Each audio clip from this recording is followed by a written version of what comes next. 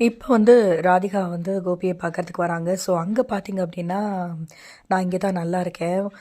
அது மட்டும் இல்லாம ஒண்ணு அங்க டிஸ்டர்ப் பண்ற மாதிரி இருக்கும் அப்டின்னு சொல்ல, நானும் மையும் உங்கள ரொம்ப மிஸ் பண்றோம் கோபி அப்டின்னு ராதிகா சொல்றாங்க. அப்படி இருந்தும் கோபி என்ன சொல்றாரு அப்டின்னா, இங்க எல்லாருமே நல்லா பார்த்துக்கிறாங்க. ஸோ நான் அது மட்டும் இல்லாம அங்க உனக்கு ஹெல்ப்புக்கு கூட ஆள் இல்ல. இங்க எனக்கு எல்லா வேலையுமே நடக்குது அப்டின்னு சொல்லும்போது, அதான் தேடிட்டீங்களே பார்க் வரைக்கும் போற அளவுக்கு வந்துட்டீங்கல்ல கோபி அப்டின்னு ராதிகா சொல்றாங்க. இப்ப கோபி நானே வந்துடுறேன் கொஞ்ச நாள்ல அப்படின்னு சொல்லிட்டு நான் ரொம்ப மிஸ் பண்ணுறேன்னு சொல்கிறதுக்கு கோபி சொல்கிறாரு, ஏன் சண்டை போட ஆள் இல்லையா, கோபிநாத் இல்லையா உனக்கு அப்படிங்கிற மாதிரி பேச ராதிகா ரொம்ப அப்செட் ஆகிடுறாங்க.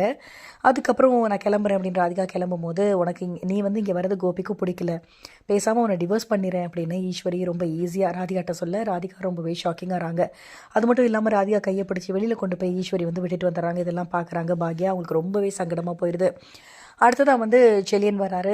எல்லாருமே உட்காந்து சந்தோஷமாக பேசிகிட்டு இருக்காங்க. செலியன், ஈஸ்வரி, கோபி, இனியா அப்படின்னு எல்லாரும் பேசிகிட்டு இருக்காங்க. இதையுமே பாக்யா நோட் பண்ணுறாங்க. உங்ககிட்ட கொஞ்சம் தனியாக பேசணும் வாங்க அப்படின்னு கோபியை கூப்பிடுறாங்க. ஸோ கோபியுமே உள்ளே போகிறாரு. உடனே உங்ககிட்ட ஏதாவது பேசணுன்னு இருக்கு போ உள்ள அப்படின்னு ஈஸ்வரியும் அனுப்பி வைக்கிறாங்க. என்ன காஃபி சாப்பிட்றீங்களா அப்படின்னு சிரிச்சுக்கிட்டே பாக்யா கேட்க, கோபி சரி அப்படின்னு சொல்லிடுறாரு.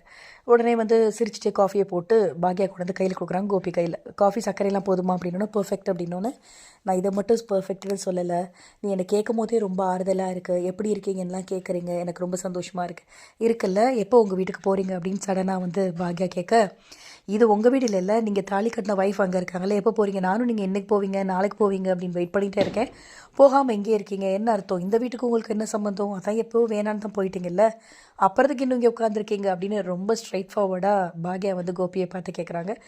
இந்த ஒரு விஷயத்தை கோபி எதிர்பார்க்கவே இல்லை. ஸோ ரொம்பவே நோஸ் கட்டாக போயிடுது. இந்த ஒரு விஷயம் ஈஸ்வரிக்கு தெரிஞ்சாலும் கண்டிப்பாக குதிக்க தான் போகிறாங்க. எப்படி என் பிள்ளை நீ எப்போ போகிற நீ கேட்கலாம் அப்படின்னு குதிக்க தான் போகிறாங்க. அப்கமிங்கில் என்ன நடக்க போகுது, ஸோ ராதிகா என்ன பண்ண போகிறாங்க, கோபி கிளம்புவாரா இல்லையா அப்படிங்கிறத வெயிட் பண்ணி பார்க்கலாம். இந்த வீடியோ பிடிச்சிருந்தா லைக் பண்ணுங்கள். இந்த மாதிரி அப்படிக்கு நம்ம சேனலை சப்ஸ்கிரைப் பண்ணுங்கள். தேங்க்யூ.